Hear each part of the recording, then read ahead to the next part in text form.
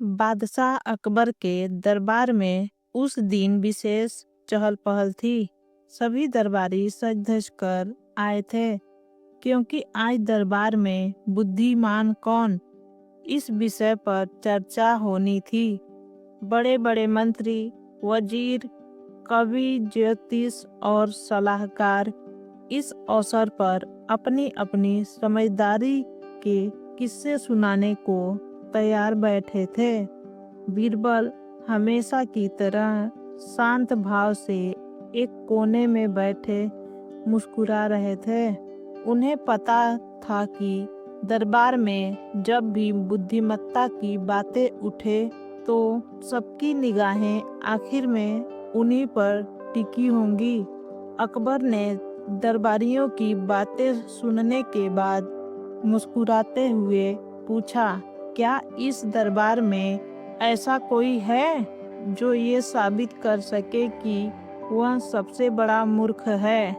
दरबार में एक पल को सन्नाटा छा गया।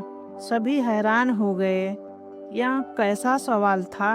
हर कोई तो खुद को सबसे समझदार साबित करने में जुटा था। फिर भला मूर्ख बनने की चुनौती कौन लेता? तभी बीरबल खड़े हुए और झुक कर बोले, हुजूर, अगर आपकी इजाजत हो तो मैं खुद को सबसे बड़ा मूर्ख साबित करना चाहता हूँ। सारा दरबार हक्का बक्का रह गया। बीरबल, जो अकबर के सबसे चतुर सलाहकार थे, वे खुद को मूर्ख कहने को तैयार थे। अकबर ने आश्चर्य से पूछा, बीरबल, तुम तो समझदारी की मिसाल हो, फिर खुद को मूर्ख क्यों कह रहे हो? बीरबल ने मुस्कुरा कर जवाब दिया, जहांपना, जवाब देने के लिए मुझे एक दिन का समय दीजिए। कल दरबार में मेरी बेवकूफ़ी खुद ब खुद सामने आ जाएगी। अकबर ने इजाज़त दे दी। अगले दिन बीरबल दरबार में एक अजीब सा दृश्य लेकर पहुँचे। उनके साथ एक गधा था, पर ये कोई सामान्य गधा नहीं था। उसके गले में सोने की माला थी, उसके शरीर पर रेशमी चादर लिपटी हुई थी, सिर पर जरी की टोपी थी और पैरों में चांदी की घुंघरू बंधी हुई थी। दरबारियों की आंखें फटी की फटी रह गई। अकबर ने भौहें चढ़ाते हुए पूछा, बीरबल, यह क्या मजाक है? बीरबल बोले, हुजूर, यह मेरा उत्तराधिकारी है।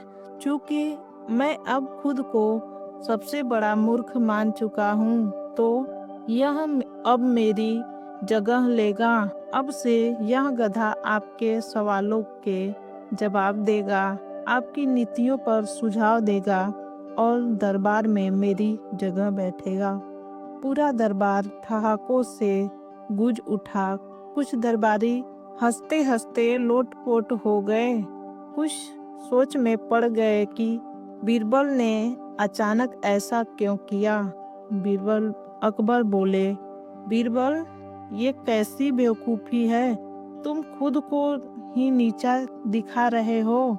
बीरबल ने सिर झुकाया और फिर बड़े ही शांत स्वर में बोले, जहांपना, अगर दरबार में अपनी समझदारी का ढिढोरा पीटना ही समझदारी है तो मैं मूर्ख ही भला।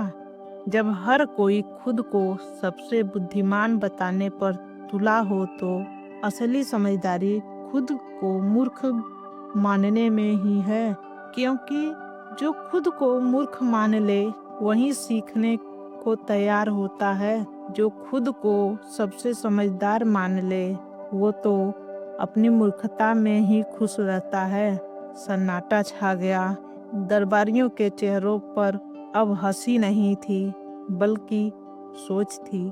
बीरबल आगे बोले, मूर्खता कोई अभिशाप नहीं, अगर उसे स्वीकार कर लिया जाए, लेकिन घमंड में की गई समझदारी असल में सबसे बड़ी मूर्खता होती है।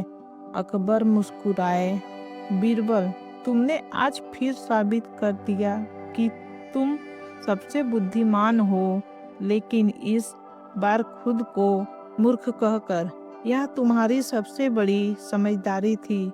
फिर अकबर ने बीरबल के गधे की ओर देखा और बोले, और हाँ, इसे वापस जंगल छोड़ आओ, वरना दरबार के कुछ लोग इसे सच में अपनी जगह समझ बैठेंगे। दरबार एक बार फिर ठहाकों से गूंज उठा, लेकिन इस बार हंसी में ज्ञान छिपा था। कहानी की सीख, जो इंसान घमंड छोड़कर खुद की कमियां देख सके, वही असली समझदार होता है। विनम्रता सबसे बड़ी बुद्धिमानी है। कभी कभी खुद को मूर्ख साबित कर देना दूसरों को सही आईना दिखाना का सबसे चतुर तरीका होता है। दोस्तों, अगर यह वीडियो आपको पसंद आई हो तो इस वीडियो को लाइक और सब्सक्राइब करना ना भूलें।